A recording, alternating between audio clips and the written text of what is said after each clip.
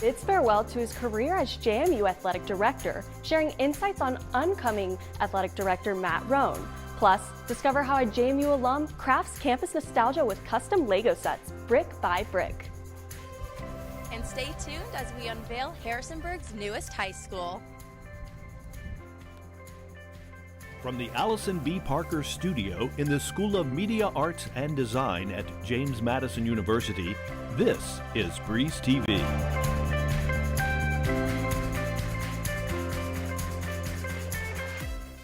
Welcome back to Breeze TV. I'm Abby Allard. After 4 years in the making, Harrisonburg's newest high school is finally finished. Breeze TV's Katie Woolston is live at Rocktown High School for its grand opening. Katie, what do you have for us? Thanks, Abby. I'm here at Rocktown High School for their grand opening ribbon cutting ceremony that is about to take place. Construction for this school began in January 2020 and finally finished earlier this year. The school was built due to overcrowding issues at Harrisonburg High School and the growing city. The school is set to open in the fall 2024, welcoming all of the new Rocktown Raptors. That's all I have for you here at Rocktown High School. Abby, back to you. Thanks, Katie. Now over to Breeze TV's Madeline Gallagher for updates on this weekend's Beer Fest. What do you have for us? Thanks, Abby. Fun is brewing all around the Shenandoah Valley this Saturday because two local breweries are coordinating Harrisonburg's very first Friendly City Beer Fest. This event was created in cancellation of the annual Rocktown Beer Fest. Though it has come to an end after 13 successful years, it's not the end of celebrating local breweries right here in the Burgh. And Restless Moons Brewing have teamed up to continue this beer appreciation event in a new way. Zach and Carlson are the owners of Sage Bird Cider Works here in Harrisonburg. They were initially disappointed to hear about the Rocktown Beer Fest coming to an end. But it definitely was inspiring to us as well to kind of pick up where they left off and start something new. The coordinators say they like the diversity of the Rocktown Beer Fest, featuring breweries from across the U.S. But for their event, they're opting for a more local focus. We're intentionally keeping it a little bit smaller scale. We want it to be a little bit more intimate. We've scaled it back and we're excited to refocus on local producers. The Carlsons aim to feature unique IPAs, ciders, and ales from local and independent businesses. They say it's a good opportunity to expose Harrisonburg to breweries they may be unfamiliar with, while also allowing the vendors to engage with their customers outside of a brewery or cidery visit. We've also invited their brewers or their owners or somebody involved in the business so that when our guests come on Saturday, they'll be able to mingle with the people that actually had a hand in making the product. Brothers Craft Brewing is also participating in the festival. A local brewer there has been collaborating with Restless Moons for the past few months. Together, they've been brewing up a brand new IPA, which will debut exclusively at this event. We've been trading some yeast back and forth, which is big in the brewing process, kind of makes all the magic happen. It's like a super fruit-forward style of yeast that's kind of new on the brewing scene. So we're pretty excited to see how that IPA turned out. And yeah, it's just another thing to look forward to. Restless Moons Brewing is excited to host the very first Friendly City Beer Fest. Aside from all the beer and cider-related fun, the fest will also be filled with locally sourced food via food trucks and live music from artists around the valley. If you're interested in experiencing the IPAs, ciders, and craft beers of the Shenandoah Valley, you can show your support for local businesses by attending the event tomorrow, Saturday, April 27th. You can go to friendlycitybeerfest.com for more information about the event and to purchase your tickets. That's all from me. Back to you, Abby. April is the month of the military child, which holds personal significance for students at JMU. Reporter Olivia Williams discovered what being a military child means to students. The month of April is a time to recognize military children. JMU Valor is an on-campus organization dedicated to supporting student veterans and children with military parents. From the perspective of JMU Valor coordinator John Jornlin, all members of a military family deserve support and appreciation. Children and spouses, they also make sacrifices. So veterans make sacrifices for our nation as well, but the family members of them also have to deal with their respective loved one who's somewhere and have to adjust accordingly. So it's very important to raise awareness about this because it's often overlooked. Sophomore Kaden Chipwood shared how her status as a military child taught her positive habits that she still uses in college. It was kind of hard moving around and always switching schools, but It was also nice because my dad taught me to be in a routine, because that was something like from the military that he got. So passing it on to me, it's been really helpful growing up. Junior Desmond Harris learned great life lessons from his mother, who served in the Army for 21 years. My mom was more so on the side of having respect is a big thing when you're dealing with people, and just having that and using it, and it carries a long way when you're just talking and interacting with people in your daily lives. Jorlin also mentions that his military experiences allow him to connect with students in JMU Valor. Reporting for Breeze TV, I'm Olivia Williams. Gift and Thrift is a non-profit thrift store that is constantly looking for new ways to benefit the community. Reporter Jacob Morris went to the store and learned the inspiration behind their newest idea. Gift and Thrift has introduced their first sidewalk sale, where they sell clothes for just 50 cents a piece. Here's a little slip for you. Make sure you have that at the end. And then you can grab a cart and head on in. Customers travel through a path of bins filled to the brim with clothes. It's kind of like you're digging for treasure.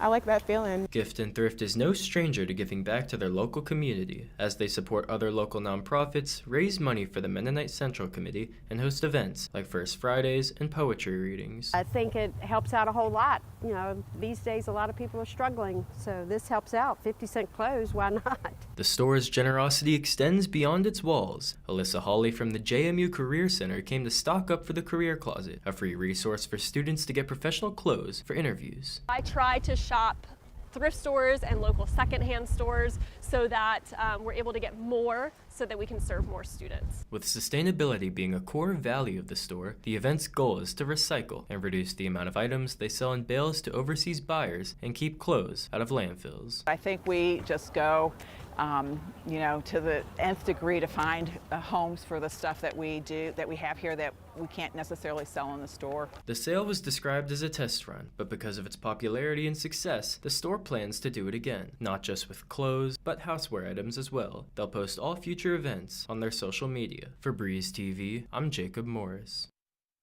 Coming up next on the sports desk, JMU held its spring game with offense winning 30-29. Plus, JMU baseball falls short against Maryland despite early lead. JMU's Delethea Corals is off to coach women's jumps and multis for Team USA at the 2024 Paris Olympics. It's bow time. Combine the bold taste of Bojangles Chicken Supreme with dill pickles, Carolina Gold barbecue sauce, and a toasted bun that's great on the go, and you get Bo's Bird Dog. Grab 2 for $5. Available for a limited time only. It's bow time. It's bow time. A leg and thigh dinner from Bojangles for just $5.99? That's a New Year's resolution. Probably won't last long. Kinda like mine. Get more flavor this year with a boldly seasoned leg and thigh, choice of fixin', and a biscuit for $5.99. It's bow time.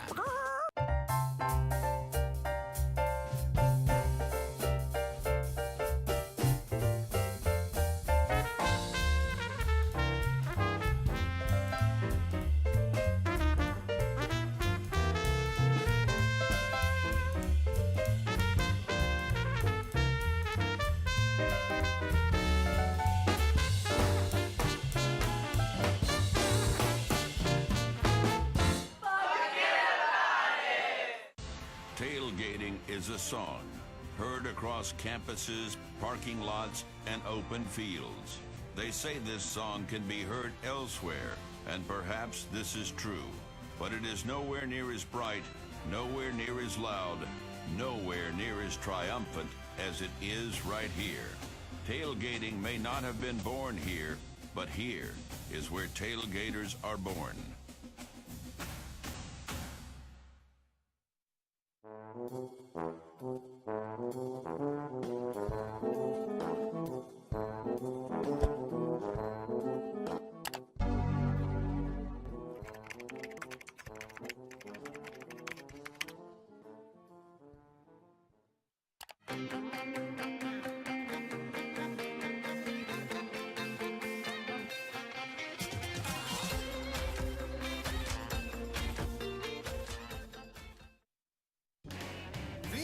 One,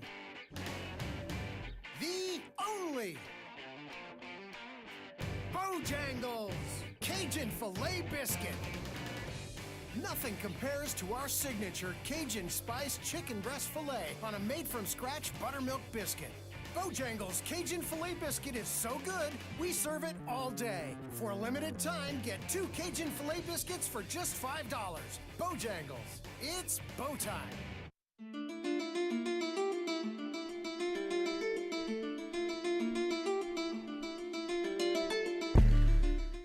Welcome back to the Sports Desk. I'm Tommy Gerganis reporting on the latest sports news in the Valley. Jeff Bourne will depart from his role as James Madison's athletic director next week, as Matt Roan is set to take over the position on May 1st. Breeze sports editors Hayden Hunley and Preston Comer spoke to Bourne on Monday about his thoughts on his final year and what Roan will bring to JMU. To go off of that, just how magical, emotionally speaking, how does it feel to have this amount of success this year in your last year? Great. I mean, obviously, you never imagine in your wildest dreams that you're going to be able to do all this at one time. But I do look back on it and say, I think success is catching in an athletic program. It really is. And when student athletes and coaches see other programs prevail at a high level and respond to competition and succeed at a high level, that's catching.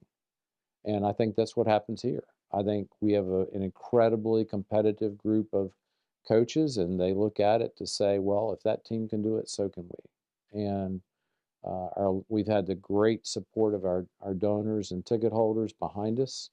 A lot of help from our university, our academic faculty. Really, everybody's pulled together. You know, the analogy I use for JMU is this is like a rug that's been woven together over time.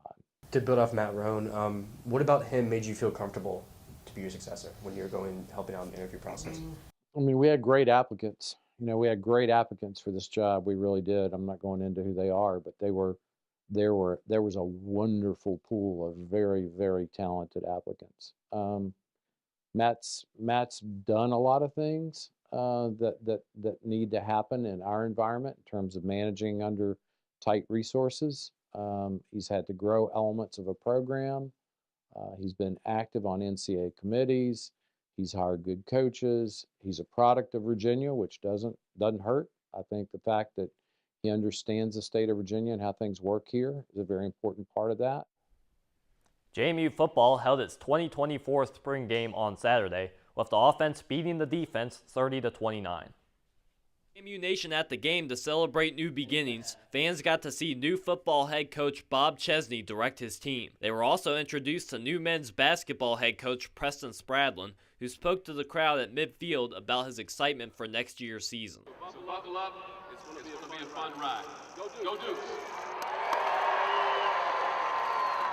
The Dukes also acknowledged a major departure from the field of athletics at the game. With his last day being April 31st, Athletic Director Jeff Bourne was recognized at halftime for his contributions to JMU athletics. The game itself was a first chance for transfer and first-year players to play in front of fans at Bridgeforth Stadium. Among them was freshman wide receiver Dylan Williams, who caught a one-handed touchdown pass from Alonzo Barnett. The Dukes say they expect more of the same from Williams in the fall. This dude, he's gonna be someone special. He's a freak athlete, got massive hands, catches everything near him, and he works his tail off. JMU's offense trailed 29-22 with 1 minute and 43 seconds left in the game. However, after driving quickly down the field, Brett Griffiths scored a rushing touchdown to get the team within one and threw for the game-winning 2-point conversion. I think it gave all of us a little bit of a taste of what a game day's like, and I know it's not really near that, but at the same point, it gives you a little, opening feel of what we're going to be in for, come September. The Dukes will now finish up their practices for the academic year and will reconvene in the summer. JMU's first game of the regular season will be August 31st at the University of North Carolina, Charlotte. James Madison outfielder Fenwick Trimble was announced as the Sun Belt Conference Player of the Week on Tuesday. Trimble was a force on the diamond last week, hitting at a .500 batting average with 2 home runs and 5 runs batted in. Both of his home runs came in the JMU weekend series over Georgia Southern, in which the Dukes won all 3 games. Trimble currently leads the team in batting average, runs scored, runs batted in, and slugging percentage. JMU baseball lost to Maryland 6-4 at home Tuesday, its second loss to the Terrapins this season. Following the pregame first pitch from Athletic Director Jeff Bourne, the Dukes scored first in the bottom of the first inning off of a Mike Mancini RBI double. After the teams traded 2-run innings in the third, Ryan Dooley drove in another with a double, putting the home team up 4-2. Though reliever TJ Brooks squandered a bases-loaded opportunity for Maryland in the fourth, the Terps came back swinging in the fifth, scoring 4 runs, the big blow being a 3-run homer from Michael Iannazzo. The Dukes sputtered on offense with only 2 hits the rest of the way against Maryland's relief arms, going on to lose 6-4. Got a little out of our approach, and we got exposed on it, and something we need to dial back in for going into this weekend, going down to Mobile. Team's next contest will be on the road at South Alabama for a 3-game series, with the first pitch for Game 1 set for 7:30 p.m. The Breeze sports editor Hayden Huntley spoke with Isabella Peterson to see how she's reflecting on her lacrosse journey and time at JMU. So you grew up around Baltimore, but you didn't go to one of those private schools. And like you said, your parents always pushed you to be the best you could and kind of ignore the outside noise. You weren't highly recruited coming out of high school. How do you think your parents set you up for that? And how did they kind of get that chip on your shoulder, not being recruited?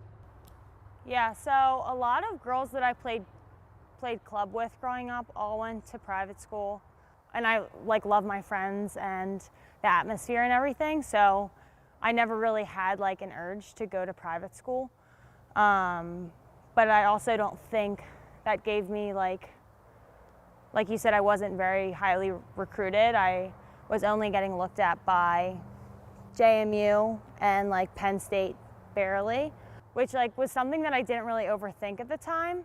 Because those were just my options and I had to deal with it. But I'm really glad that Shelly decided to heavily recruit me because I absolutely love it here. I think one of the things that I fell in love with when I was looking around here, I mean, there were so many things that I liked, which I can talk about, but I feel it's just the culture. When I came on visits, I got to hang out with all the girls. They were all just so nice and I felt like I really could fit in there. And I loved all of the, the traditions that they had. And then I heard about along the recruiting process. And then talking to our friends and family and people that we just knew who went to JMU, I had only heard good things. Delicia Quarles, director of JMU Track and Field, will coach the women's jumps and multis team for Team USA in the 2024 Paris Olympic Games this summer. This is Quarles' second season in charge of the Duke's track and field program, after spending 25 years at South Carolina. Over those 2 years, JMU has set 49 top 10 program marks and 5 school records in both the indoor and outdoor seasons. Prior to James Madison, Quarles spent 25 years at South Carolina, including an NCAA national championship in 2002. Quarles has also served Team USA at the World Junior in Canada and 2016 Summer Olympics in Brazil. While it isn't her first time on a USA Olympic coaching staff, Quarles is excited for the challenge of maintaining a global standard.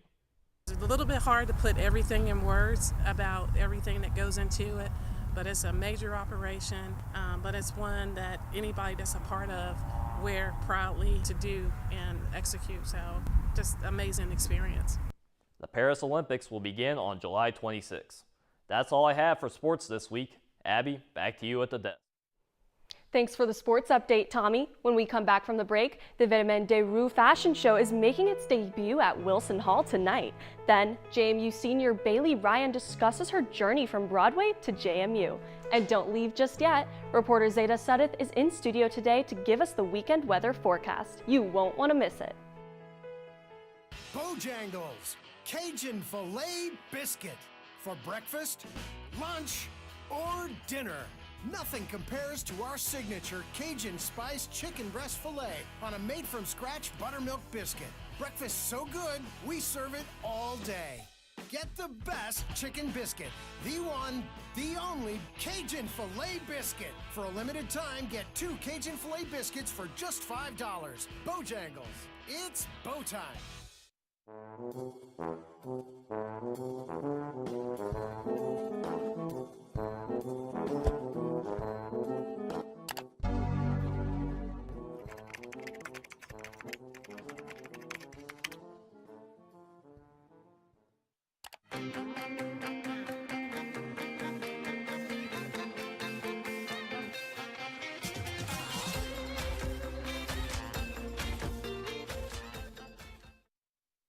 It's bow time. Bojangles' new chicken rice bowl starts with dirty rice, topped with Cajun pintos, chicken, and cheese. How's that chicken rice bowl? It's bold from the bottom up. Get a fresh, hearty chicken rice bowl for a limited time. It's bow time. It's bow time.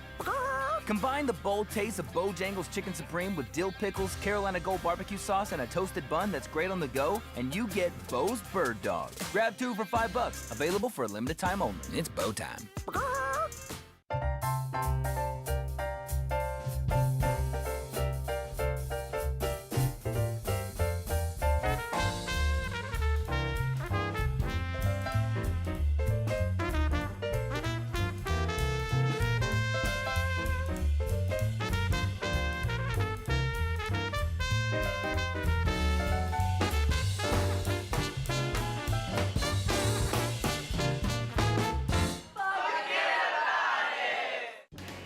The one. The only. Bojangles Cajun Filet Biscuit. Nothing compares to our signature Cajun Spice Chicken Breast Filet on a made-from-scratch buttermilk biscuit. Bojangles Cajun Filet Biscuit is so good, we serve it all day. For a limited time, get 2 Cajun Filet Biscuits for just $5. Bojangles, it's bow time. This is Breeze TV.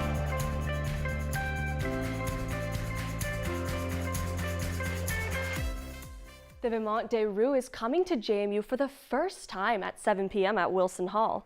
Breeze TV's Olivia Williams is here in the studio today with show director Gavin Abney for more information about this event.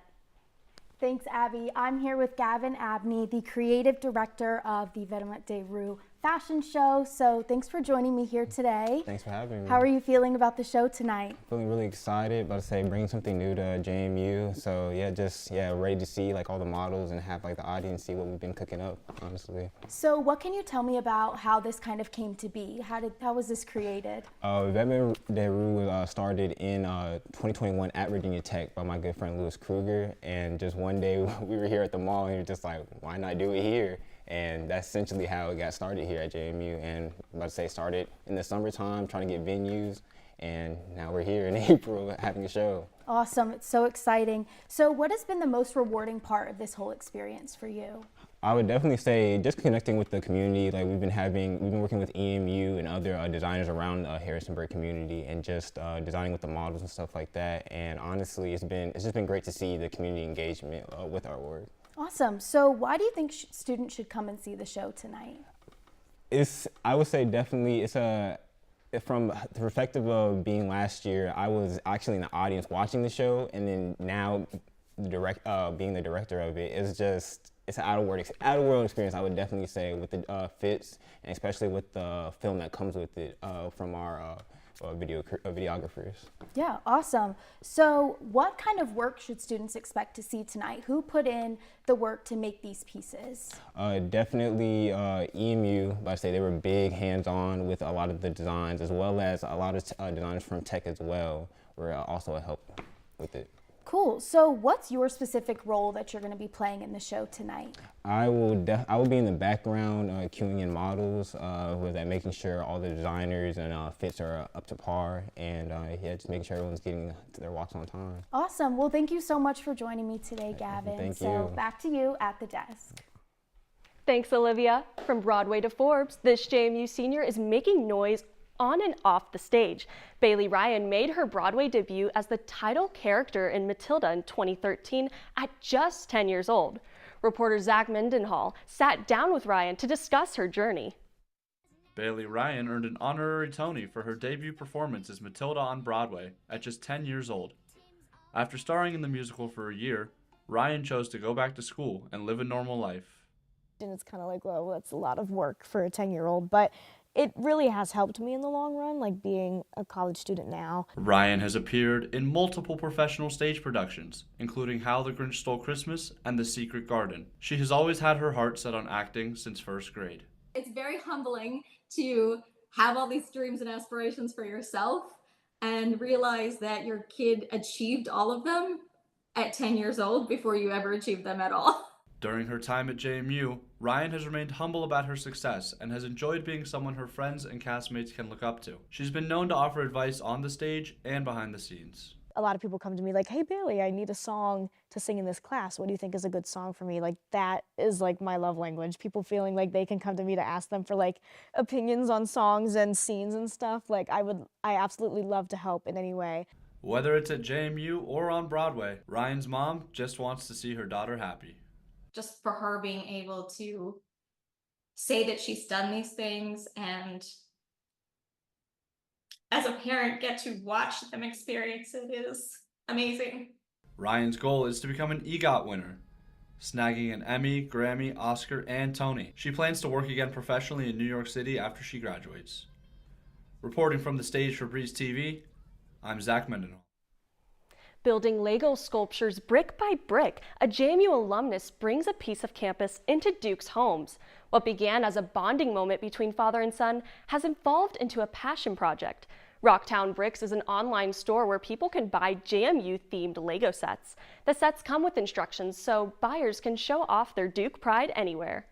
The fun is to put it together. Not to mention that if you try to ship a completed set, it would be in pieces once I got through the mail system. So yeah, it's just like a real Lego set where you get the pieces and the instructions and you build it yourself. Currently on the site, there is a Wilson Hall and Duke dog set available. Weniger says he gets a lot of requests for new sets, but wants to remind people of the time it takes to design the sets and building instructions. In the future, he says he hopes to expand to more colleges such as UVA. And it looks like we're in for some damp weather this weekend. Breeze TV's Zeta Sudduth is here in the studio to give us this weekend's weather forecast. Zeta, what do you have for us? Thanks, Abby. With fluctuating temperatures, Virginia's wavering weather will show this weekend in the Berg and surrounding areas. Tonight, we're looking at some clouds with lows in the mid to high 40s with a chance of showers. On Saturday, expect similar temperatures around a 60-degree high and some clouds with a 30% chance of light showers all around the valley. So, if you're planning on heading over to Beer Fest, bring a raincoat. Later in the day, we'll most likely see lows in the low 50s, and on Sunday, we can expect some warmer weather with highs around 80 degrees with a chance of thunderstorms in the afternoon, except for the Charlottesville, Wintergreen, Franklin, Rafine, Lexington, and Luray areas, which should see a sunny day. Our lows will be back in the high 50s with Virginia still adjusting towards that summer weather we're all waiting for. Well, thanks for giving us this weekend's forecast. I don't know about you, but I just realized this is our second to last show of the season. I am so sad because I feel like I just started, which, I mean, I pretty much did, but I don't know about you. How's this year been for Breeze TV? Because this is your first year. This is my first year, and this is my first time doing weather, and I'm just very excited to see what the next year holds after the summer. Right. Well, we'll see you guys next week, same time, same place.